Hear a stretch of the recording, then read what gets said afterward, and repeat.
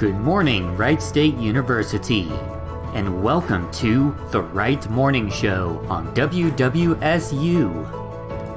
Start your day the right way with us. We will be covering current events in the news, local, national, and from Wright State. We will provide a daily dose of inspiration and positivity to lighten your day. And we will have a special feature depending on the day of the week. So grab your tea or your coffee, sit back, relax, and enjoy the Wright Morning Show.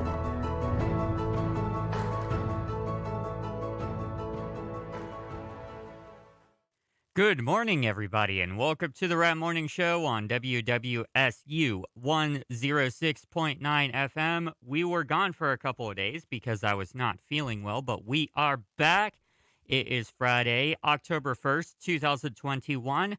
It is World College Radio Day, and it is also the right day to give. So Wright State University is going to be holding some fundraisers throughout the day today. So be sure to check those out, and also be sure to stay tuned to WWSU throughout all day today, because we got some great programming for you. No automation at all for the entire day today, all through 1 a.m. So it's going to be a really exciting day. We just had an interview play in the last hour with Scotty Kramer and his friend, Queen Poet. And that was a really cool interview. So it was good to listen to that. We have Laughing Chipmunk joining us this morning through Discord. How are you doing this morning, Laughing Chipmunk? I'm fine. I'm okay. Oh, guess what? We found a new kitty. You found a new cat? How many cats do you have now? Well, this one, she can't be any more than 4 months old. Oh, She's my just goodness. a little thing. Little kitten. Yeah, she was hanging around, so it dropped down to 48, I think, last night. So we shooed everybody off the back patio, and we put this little kitty, we just call her New Kitty, on the patio. Mm-hmm. And she's still out there. And I need to look around and see if anybody's lost a little black kitty. You know, she's all black with orange eyes. She's like a little Halloween kitty. Huh. And so I need to find out and see if she belongs to anybody. And then I'll take her somewhere and scan for a chip. And because I want to get her back home if she has a home, you know. But as cute as she is, I want to keep her, but we can't keep her, you know. Yeah. But she is so sweet. Oh my goodness. Well, she's so adorable. Hate to cut you off, but we are running extremely late on today's show, so we're going to get right into our content at hyperspeed. So we're going to start with local news. First off, from WHIO, a man was accused of shooting a Dayton officer and indicted on 6 felonies. There should have been a comma in there. Accused of shooting a Dayton officer in the head and indicted on 6 felonies. I'm not going to name the person because I don't want to give credit to them. They were indicted on Thursday on 2 counts of felonious assault on a peace officer and single counts of assault on a police officer carrying a concealed weapon, having weapon while under disability, and possession of cocaine. Lowe is accused of shooting Officer Thadu Holloway in the head while Holloway was investigating a fraud call in West Dayton. Holloway was released from the hospital last Thursday. Lowe was shot multiple times during the shooting, which happened during a scuffle between Lowe and Holloway on Ingram Street last Tuesday. Holloway first responded to a fraud complaint at the Dollar General at 888 South Gettysburg Avenue around 6:40 p.m. after a counterfeit bill was passed at the business and ended up on Ingram Street to follow up on the investigation. Holloway used his taser on Lowe, which brought Lowe to the ground. Lowe retrieved a handgun and fired 1 shot, which struck Holloway on the side of his head, hitting his temporal artery, Interim Dayton Police Chief Matt Carper said. You can read more at WHIO.com about this incident. From the Dayton Daily News, There are 6 new Dayton area restaurants that opened in September, with more coming soon, including a revamped version of an Oregon District favorite. So be sure to check that out at Dayton Daily News. From 10 TV, a Dayton businessman is set to travel to the International Space Station in 2022. In July, the world watched billionaires Richard Branson and Jeff Bezos blast off onto the edge of space. And in September, 4 space tourists were the first to circle the Earth for 3 full days as part of SpaceX's Inspiration 4. But on February 21st, 2022, Ohio businessman and real estate entrepreneur Larry Connor will pilot the first ever all-civilian private space mission to the International Space Station. So you can read more about that at 10tv.com. From WDTN, Generation Dayton, AT&T partner to bridge the digital divide. AT&T has awarded the Dayton Area Chamber of Commerce's young professional group, Generation Dayton, with $14,000 to help undeserved families and individuals gain better access to the internet. Holly Allen, Vice President of Marketing and Communications for the Chamber of Commerce, said the implications of the digital divide were made especially clear during the pandemic, pushing more companies to get on board to bridge the gap. As you can imagine, this is an initiative that has been really important to most of our telecommunications companies, but AT&T kind of saw that this was an initiative that the Dayton Area Chamber of Commerce cared a lot about, Allen said. It came to the forefront during the pandemic, and so we kind of aligned those two interests in trying to tackle the issue. You can read more about that at WDTN.com. From WHIO, a garage was destroyed in an overnight fire in Dayton. The fire, located near West Hudson Avenue in Dayton, happened around 4:26 this morning. Upon arrival, fire crews reported seeing a fully involved detached garage fire, according to emergency dispatch traffic. WHIO crews on the scene say a car was inside the garage and damaged by the fire. There have been no reported injuries. Dayton Daily News says that the Best of Dayton 2019 winners are announced, so be sure to check those out. WHIO Give a Little Love campaign and virtual telethon. Rita Sirer, CEO of Ronald McDonald House Charities Dayton, joins with more on their Give a Little Love campaign. Donations can be made by texting Give a Little Love to 44321. Ronald McDonald House Dayton is celebrating more than 40 years of providing community, comfort, and hope to families of sick or injured children. Its important work helps keep families together and close to the care and resources they need when it truly matters the most. You can listen to the podcast at WDTN.com.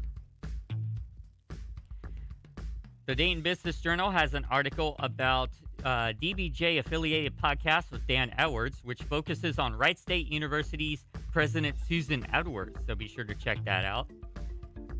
A proposed congressional map combines Dayton, Xenia, and Springfield, according to WHIO. Dayton, Springfield, and Xenia could be included in the same congressional district under a proposal introduced at the Ohio State House Wednesday. It could be a big change for the existing congressional map. The current 10th congressional district, represented by longtime Miami Valley Congressman Mike Turner, our Dayton, includes Montgomery and Greene counties with Dayton and Xenia, and then extends further east to Fayette County. Springfield is currently in the 8th congressional district, represented by Warren Davidson. The new proposal, introduced Wednesday by Senate Democrats, would create a new 9th district, including all of Montgomery County, the northern half of Greene County, and the southern portion of Clark County. Senator Kenny Yuko, D. Richmond Heights, co-sponsor of the bill, said in a written statement, "The plan we are introducing today is fair, keeps communities together, and doesn't gerrymander our state." You can read more at WHIO.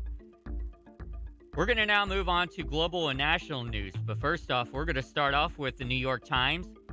For more than a decade, congressional Democrats have been a notably unified and functional bunch. They responded forcefully to both the financial crisis that began in 2007 and the COVID-19 pandemic. They passed Barack Obama's signature health care law, succeeding on an issue that had bedeviled Washington for decades. And they remain almost completely united against Donald Trump's legislative agenda and attacks on democracy. But the area of productive Democratic unity is now in doubt, as is President Biden's domestic agenda. This morning, the author of this article from the New York Times explains last night's developments on Capitol Hill and looks at where things may go from here. So shortly before 11 p.m., Steny Hoyer of Maryland, the second-ranking Democrat in the House, announced that no further votes are expected, an acknowledgement that the party did not have the votes to pass a $1 trillion infrastructure bill. House Speaker Nancy Pelosi had been insisting throughout the day that the vote would happen. It was one of the few times in her almost 2 decades as the leader of House Democrats that she did not appear to be in control of her caucus, reminiscent of the chaos that has instead tended to surround House Republicans of the century.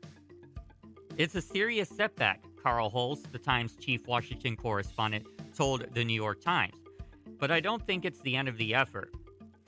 Perhaps the most surprising part of last night's developments is that many analysts believe that congressional Democrats have made progress toward a deal over the past 24 hours, even if they are not there yet, and the talks could still collapse.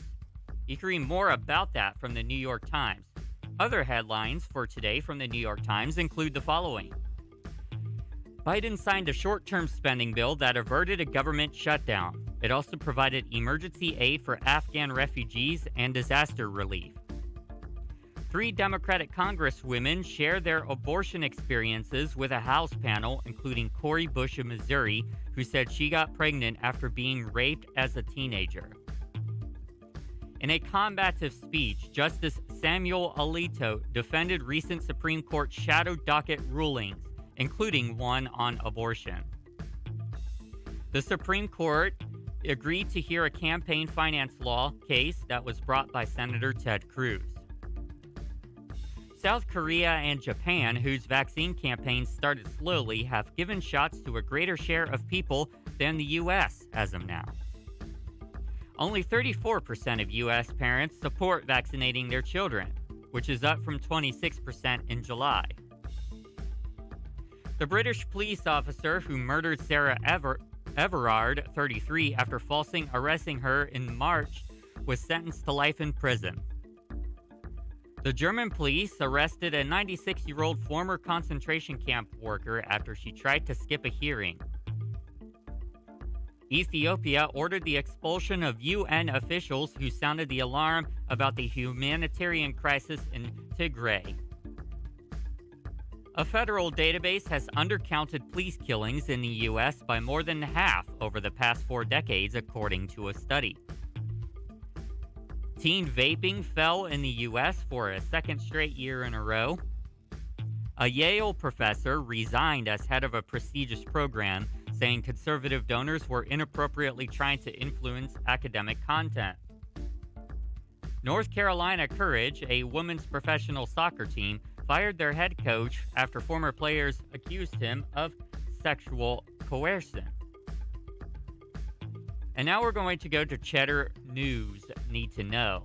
From the Associated Press, Congress passed a short-term bill to keep the federal government open, which President Biden signed with just hours to spare.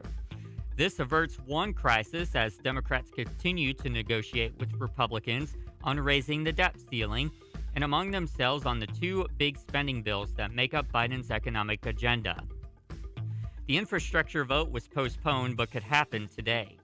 The impasse on the bigger bill remains after Senator Joe Manchin said he won't go higher than $1.5 trillion, while progressives want $3.5 trillion. From the New York Times, the state of the pandemic in the U.S. is getting better.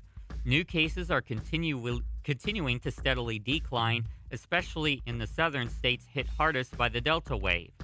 Florida is down from an average of 20,000 new cases per day in August to just 6,000 per day. The R rate, or reproduction rate, the calculation of how many new infections are caused by a single COVID case, is now below 1 in 47 states. But still, the recovery isn't equal. Alaska is now experiencing the most pronounced spike in the country, straining its few hospitals. And amid the promising news, the country is on track to pass 700,000 confirmed deaths this weekend. From USA Today, mail delivery will start to slow today as the U.S. Postal Service implements new service cuts that are part of the Postmaster General's 10-year plan to cut costs and modernize the agency. The service cuts will affect about 40% of first-class mail, specifically mail that has to travel longer distances. The changes mean that if you are mailing a card, letter, or bill across the country, you should budget up to 5 days for it to reach its destination. From the BBC, German police apprehended a 96-year-old alleged war criminal after she skipped out on her scheduled trial. Irmgard Furchner disappeared from her nursing home hours before she was due to stand trial for aiding and abetting 11,000 murderers when she was a secretary at a Nazi concentration camp during the Holocaust. Furchner did not get very far before she was found and detained. The case is getting extraordinary attention not only because it's likely one of the last Nazi trials, but because Furchner was a civilian. September was the worst month for the stock market since March 2020, according to Cheddar News, when the seriousness of the pandemic sent a shockwave down Wall Street. The S&P lost 5% for September, though the index still managed to eke out a gain for the third quarter. From CBS News, the Facebook employee who leaked thousands of pages of internal documents to the Wall Street Journal will reveal her identity on 60 Minutes on Sunday. That whistleblower is also expected to testify in front of Congress next week after providing regulators with the same material she gave to the Journal. At a separate hearing on Thursday, a top Facebook executive faced a grilling from senators who compared the company to big tobacco for going after children with a product they know is harmful to their health. From Watch, this Sunday we'll deliver one of from Watch. It's a link that says Watch. I don't mean that it's from Watch. This is from Twitter. This Sunday we'll deliver one of the most anticipated early season NFL matchups in a long time. Tom Brady and the Tampa Bay Bucks are playing the New England Patriots in Foxborough for the first time since Brady decamped to win a Super Bowl with his new team. The game will pit Brady against former coach Bill Belichick amid more reports of bad blood between the two.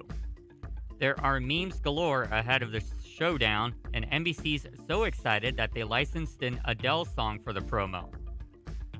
And Twitter has that Adele song. From Variety, tens of thousands of Hollywood craftspeople will start voting today on whether to authorize a strike that could shut down TV and film production nationwide. The International Association of Theatrical Stage Employees Union has been at an impasse with the studios over its contract. Many production workers have been complaining that the boom in streaming has created untenable working conditions, leaving them exhausted. Among the things IATSE is asking for is a mandatory 10-hour minimum turnaround time between production days and an end to the notorious Friday-Saturday overnight shift. The Super Bowl halftime show, according to ESPN, is set. Dr. Dre, Snoop Dogg, Mary J. Blige, Kendrick Lamar, and Eminem will share the stage at the big game in February. Super Bowl LVI is happening at the new SoFi Stadium in Los Angeles, and three of the performers, Dre, Snoop, and Kendrick, hail from the Southern California rap scene. So that concludes your current events for today. If you want to learn more about what is happening in the news, stay tuned for the Democracy Now! Podcast at 10 a.m. today on WWSU Radio. But for now, we're going to go ahead and take a break on the Right Morning Show. And when we come back, we're going to get into your daily dose of inspiration. So everybody stick around. We'll be right back in just a couple of minutes. Donna from Louisiana. The storm just hit, and we went from donating to the food bank to needing it. Hunger is a story we can end. End it at feedingamerica.org. Brought to you by Feeding America and the Ad Council. Hello, this is Dejanay from the University Activities Board. It's homecoming week at Wright State University. Here are some events taking place this week. On Tuesday, we have the National Panhellenic Council Yard Show in the Student Union Atrium at 6 to 8 p.m.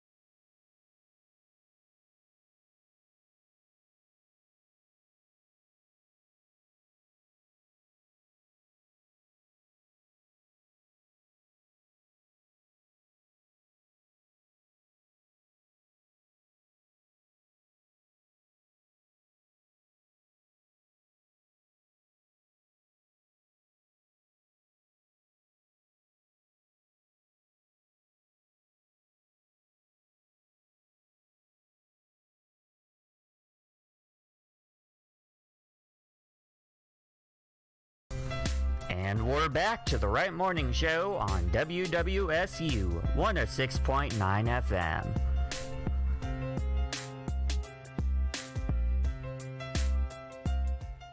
And it's time for the daily dose of inspiration on today's The Wright Morning Show.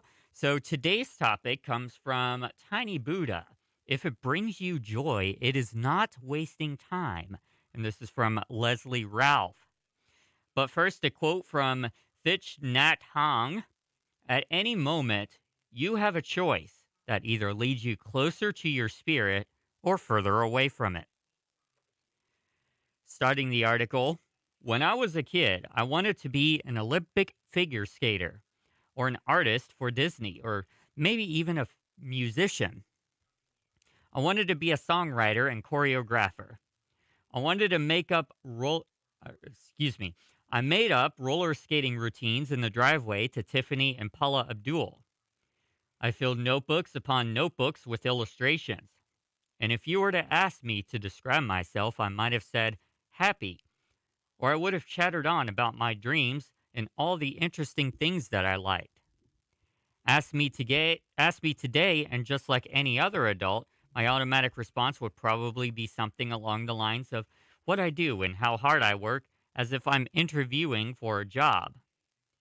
I'm a psychologist, I'm a hard worker, and I am dedicated.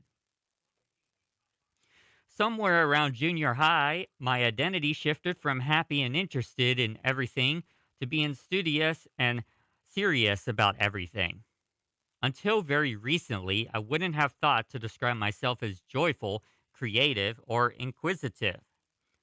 Whereas I once thought about doing what fed my spirit, I started thinking about earning potential and prestige. Rather than doing things because they brought me joy, I did them because I was good at them. And things that I wasn't didn't make the cut. This was the time to start getting serious, win the awards, get the scholarships, and get recognized, and stop wasting time. Things got competitive too. Friends started talking about test scores. Then it was talk about college and graduate school and publications and careers. It was during that time that I also discovered insecurity. I got caught up in the not good enough thinking, and I felt like an imposter all the time. I didn't even think I noticed I had forgotten about joy. I laughed as I said, I'll be happy when, only to find that there was always another when lurking around the corner. I've forgotten what we all know as children, that joy is a part of us. It's not a place you arrive when you finally finish all of the serious business. It's a piece of you that needs to be nurtured. But I didn't nurture the joy. I let it go because I thought I could live without it. Even the things I did in the name of self-care had lost their joy. Running, which once left me feeling as free as the wind, became about getting faster and going farther. Yoga, which was meant to be a grounding and compassionate practice for me, became about sticking the handstand a little longer. Setting the goals isn't the problem here. It's just that accomplishments are not the same thing as thriving. Looking back at all of this, I see that I had made myself so small. I forgot I was in there at all. Oh, my success more than spoke for itself, but joy, interest, excitement, I'd shut them down one by one because I wasn't good enough or because they weren't serious enough. I stopped drawing. I stopped making jewelry. I stopped doing things just because they were enjoyable. And why? Because I thought I could live without them. I did everything you're supposed to do, and I did everything in my power to do it just right. I got into that fancy private school on a full ride, got the PhD, got the license, and got the stable job. And I became so entrenched in this serious hard worker identity that I forgot about me. I'm truly grateful for the opportunities and privileges and people in my life, but as a human being, it felt like something was missing. Maybe those things I've been living without might have been more necessary than I thought. Little pieces of that happy little girl popped up from time to time, but I'd push them away or turn them into something too perfect. And then one of those pieces shouted at me so loudly I couldn't ignore it any longer. I was sitting on the blue mat in my son's room reading Pete the Cat when it happened. You should do this. Write a children's book. I could almost see myself step outside of my body and look at me in disbelief. Really? You? Write a children's book? I tried to brush it off, but my heart was pounding and I could hardly breathe. I tried to go about my business thinking this would go away on its own, but it didn't. After a lot of back and forth with myself, I finally mumbled the words to my husband. I think I want to write a children's book. I braced myself for the same look of disbelief I gave myself, but it did not come. You should do it, he said, apparently not at all surprised. As much as I'd like to say this was some kind of magical transformation, it wasn't. I didn't quit my job and whip out a world-famous award-winning children's book, but that's not the point of the story anyway. The point is that I found joy again. It took a while. I thought about it and analyzed it, trying to make it disappear. I told myself I didn't know what I was doing and didn't have the time.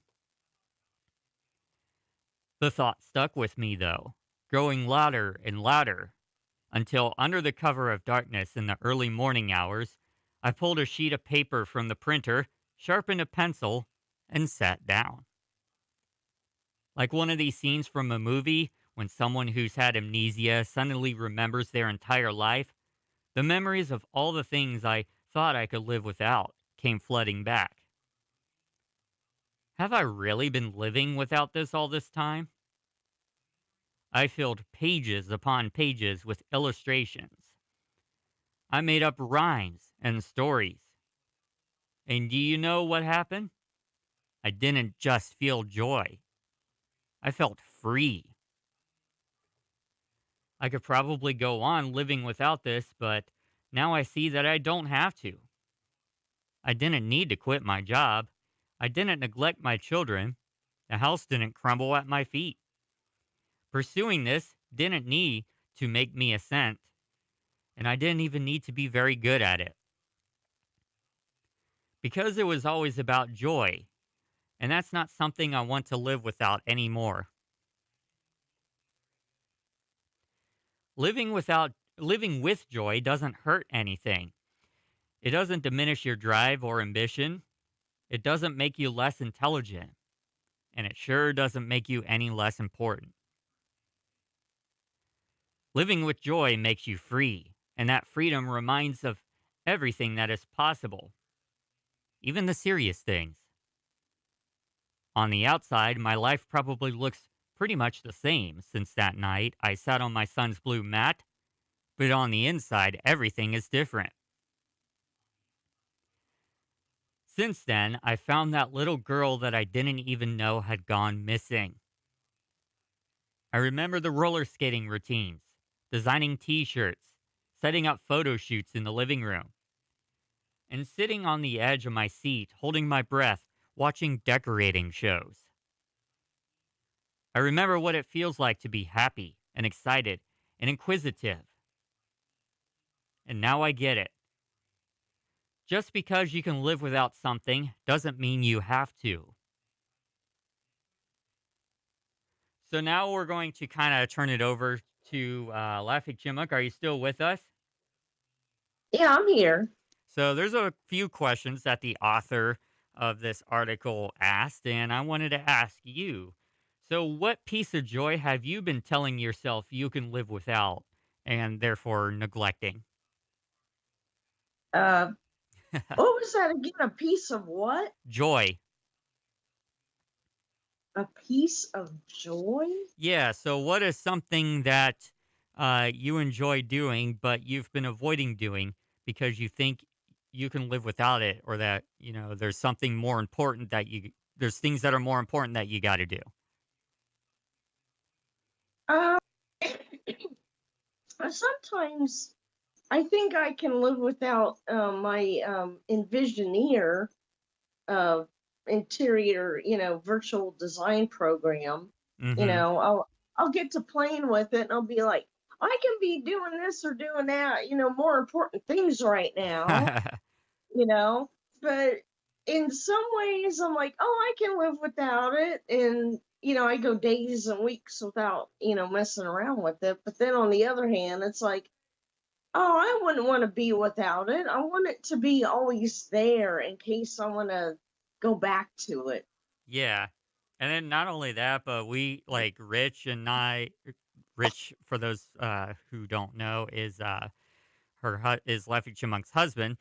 But we've been telling you or suggesting to you, maybe you can make something with this too. Not only can it be something you enjoy, but this could turn into a career or something like that. Oh, I've thought about it, and I'm like, yeah, maybe. I don't know. Yeah, but that's not why you do it, right? Oh no, I do it for fun. It's mostly Exactly. for fun. Mm-hmm. And see, I got to get out of this mindset where everything I do has to be something that is, what do you call it? Productive, I guess you would say. I got to get out of that mindset as well. Yeah. So, what do I you mean, next? Oh, sorry, you were going to say add on to that? I was gonna say real quick, with that Envisioneer design program. I mean, placing photo board cats Okay. inside virtual toilets is kind of fun. Remember that? Yeah, I vaguely remember that. Yeah. Yeah, you were the one that used to put the cats in the toilet and have their little heads sticking out. That was interesting. It's funny what you can do with software programs sometimes. I know. Okay, go carry on. So the next question in this article, what do you think would happen if you said one day, I don't have to live without this. So in this case, you're envisioning your interior designing. Well, I don't have to not live with it or I don't want to live without it, actually. So you already say that. Yeah. So we have Shay Neal who is joined with us in the studio this morning. How are you doing this morning, Shay? I'm doing well. I mentioned last night that if I went to sleep, I wouldn't get up here as early as I wanted to, and that ended up being true. So, Knowing you. but yeah, no, I'm excited. I mean, a lot of I'm sure you mentioned it at the top of the show, but a lot of awesome content coming out today, and I mean, I think we're gonna have a really good day. Yeah. So today, right now, we're talking about doing things that bring you joy. And specifically speaking, if it brings you joy, it's not wasting time. So some of us may put off things that we do that brings us joy because we don't feel like it's productive or it's advancing us in our career path or making us more successful in school or whatnot. So the question is for you, what piece of joy have you been telling yourself that you can live without? So something that brings you joy that you've been putting off because you feel it's not bringing you success or prestige or etc. Yeah, I'd say a lot in high school and even my first couple of years of college. I was big into like playing video games and watching movies and stuff like that. And I just don't do that a lot anymore because most nights I'm getting home at 10 or 11 p.m. because I worked all day. Mm, And I think that at least the last 6 months or so, my schedule has consisted of come here, do the stuff I need to do here, go to my other job, do the stuff I need to do there, and then when I get home, I either do homework or I kind of game plan for the next day. So like I'm yeah. like constantly thinking radio all the time. So I think that something that I would say is something that I've put off a little bit that I value. That's like you said, you put off because it's not the prestige that you want for your career. Would be just kind of my love of video games and hanging out with friends and watching movies and stuff like that. Every now and then, though, you do bring your Xbox I into do. the lobby. I do. So it's a little bit of a compromise there. I mean, you still got to work, but you have your Xbox with you in the lobby so that when you have those short moments of a break time, you can actually enjoy a video game or two. Yeah, And absolutely. you and Parker have been playing, what was that baseball Yeah, game? MLB The Show. Yeah. No, it's nice every once in a while to kind of just clear your head, take a day where you just kind of reset, and I think that helps me mentally. Definitely, it helps me mentally. Where when there's those days that I feel like I'm just kind of stressed out and overworked, and just need to mentally reset, and that's kind of how I mentally reset. So Yeah. I hate to have just popped on and popped off, but I actually have our Yeah. SGA president Jonathan Sierro Hey, John, coming in to record a piece with us. So do you want to hop on for a few minutes? We'll throw John on the morning show as well, just to kind of introduce him to our listeners and Absolutely. see what he has to say about this really cool question that we're talking about. So, Jonathan, wow, this camera. Oh, We need to move this camera so everybody on YouTube can see Jonathan. So, Jonathan is the student body president at Wright State University. How are you doing this morning, Jonathan? I'm doing fantastic. It's happy to be here. It's Founders Day, right day to give. Yep. Yes. A lot of great things happening today. So And good to it's be here. also College Radio Day, so it's Hour a big 2, day here at Wright 17. State University. Yeah. Hour Yeah. 2 of 17, yeah. Yep. So, Jonathan, we're talking about things that bring you joy, but you may be putting off because you don't feel it's advancing you in your career or giving you the prestige that you're looking for or things like that. And we're talking about, like, if we enjoy these things that bring us joy, it's not necessarily wasting time if it brings you joy. So the question is, what piece of joy have you been telling yourself that you can live without and that you've been putting off because you don't feel like it's bringing you, prestige or success in your career, etc. So like Shay has said, video games. Laffy Chipmunk has said her little hobby of doing interior designing on the computer. In my case, I would say I used to code and design pinball games for the computer, Oh, nice. and I still have a few of those games that I've used to work on, but I've kind of been slacking off on them.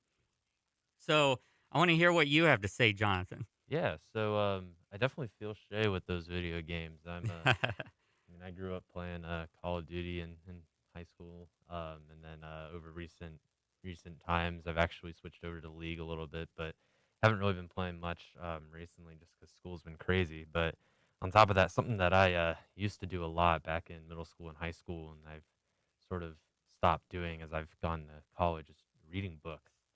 Mm, Um, Last time I sat down to read was actually over the pandemic when finally like that summer where nothing was really happening. But I think I burned through like 2/3 of the Aragon series. oh And wow. yeah, I went through that in about 2 months. So, but so it's been a while before I've really been able to just leisurely read and actually be active searching for books to look for and want to read and whatnot. So that's something that I definitely miss where I could see myself getting back into it when I'm not working a super hectic schedule or something. So Very cool. I know you two have a schedule, so I'm not going to keep you. But Shay, I did want you to kind of promote the segment that you're doing with Jonathan later today. Yeah, absolutely. I'm really excited about it. My big goal, one of my big goals, I should say, for College Radio Day was to kind of get different perspectives on the impact of college radio. So we have a show coming up with our directors sitting down and talking about their experiences, our staff. We have people from other orgs coming in talking about their experiences with us, and then I'm very excited for this show coming up at 1 o'clock, where we have Dean of Students Chris Taylor coming on, and then Jonathan as well, where it's just kind of more of the from a full scale point of view, the impact that WWSU and college radio has on a campus and a student body and stuff like that. So it should be really cool. And that'll be airing at 1 o'clock today. Very cool. Thank you, too, for coming on the show, and I'll let you get to your interview. We're going to take a break on the Rat Morning Show. When we come back, it's Freaky Friday, so we're going to get into some weird and funny news stories for the remaining 15 minutes of our show. You're listening to the Rat Morning Show on WWSU. Stick around. We'll be back in a couple of minutes. The average time a resume spends on an HR manager's desk is 7 seconds, and most of them are tossed aside. Now imagine if one of those resumes belonged to Yasmin.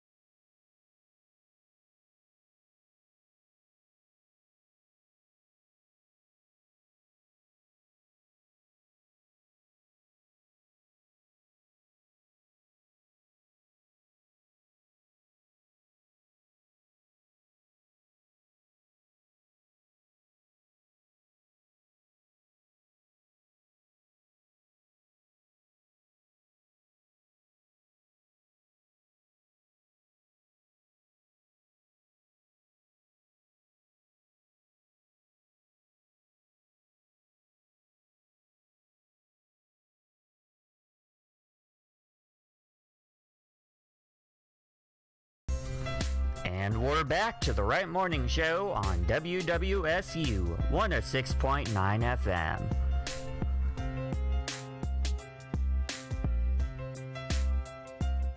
All right, Laughing Chipmunk, are you ready for Freaky Friday? Oh, Oh, what was that? You got cut off there. I said, oh yeah, but you caught me with a mouthful of boiled egg. Oh, jeez. So, let's go ahead and get into some weird and odd news here. TGI Fridays gets fried over what's in their onion ring snacks. Interesting. TGI Fridays was accused in a lawsuit of misleading customers over what's in their onion ring snacks. Hey, Oh, that's a video, unfortunately. I wish that was an article. A missing Turkish man joined search party for himself. A Turkish man who got drunk and wandered into the forest later unknowingly joined a search party to find himself, according to bizarre local reports. How the heck does that happen? I know. That's funny. Beyhan Mutlu, 50, who lives in the northwestern Bursa province, was reported missing Tuesday after he wandered away from his friends, the Daily Sabah reported. A search operation was formed to find him. Mutlu joined a group of volunteers, not realizing he was the person they were searching for, according to the outlet. At some point, volunteers began shouting his name. Mutlu became confused and asked who they were looking for. Turkish channel news channel NTV reported. I am here, he reportedly told them. Police realized the man they were looking for had joined his own search party and gave him a ride home. That's great. That is one of the best ones that I've heard of so far. Oh, that's great. It's a shame. It's a shame Harmony isn't with us. She would have loved that story. Yeah. Oh my gosh, that was great. And that was from Fox News. Let's see if NPR has anything. Oh yes, here we go. For $84,000, an artist returned 2 blank canvases titled "Take the Money and Run." The money was supposed to be used to create modern art, and it was, but not in the way a Danish museum expected when it gave an artist the equivalent of $84,000.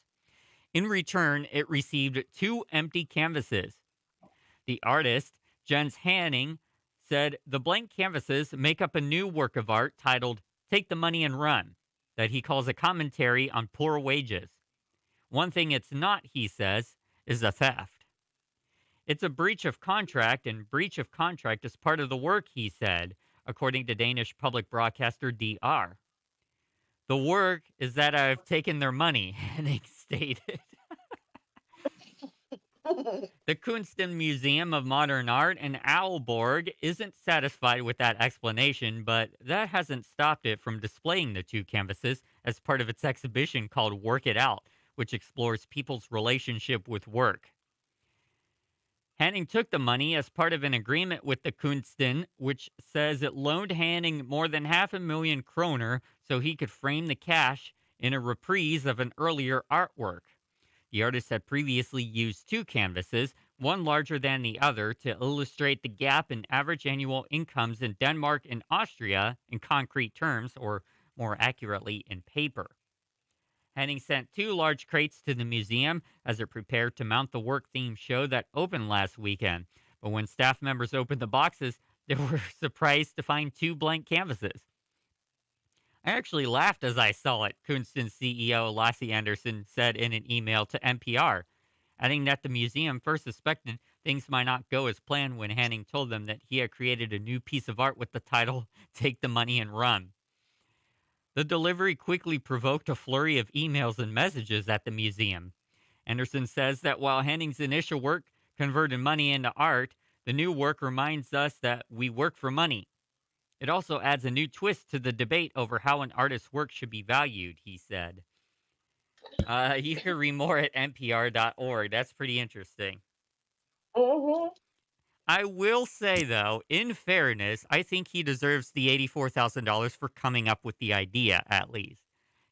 The work is in the idea, not necessarily what he put on the canvas, or lack of a better terms, what he didn't put on the canvas. Yeah.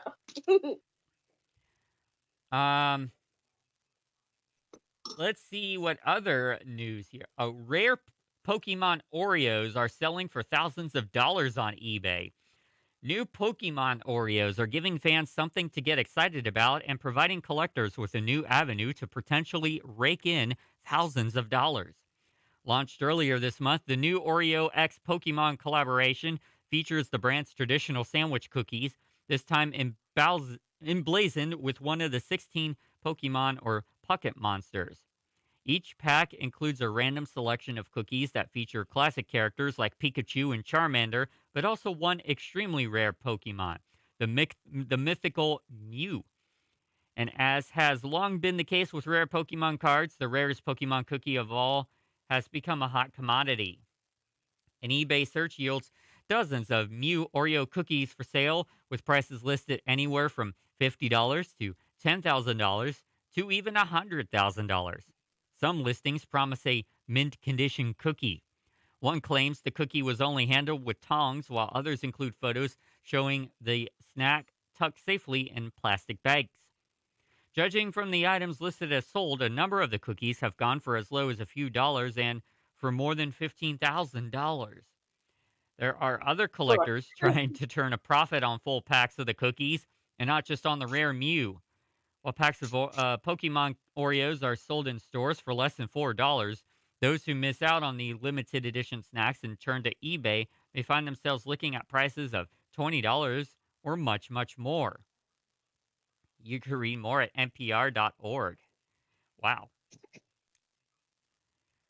All that money for a cookie. For a cookie. Yeah. Yeah, a cookie. Let's see here if we have anything more.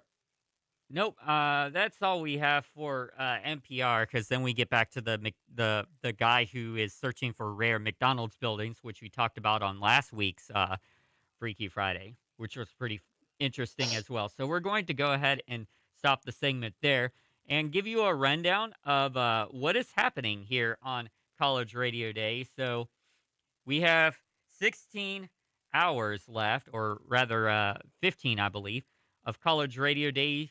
And we are doing a 17-hour marathon from now until 1 a.m. on WWSU Radio.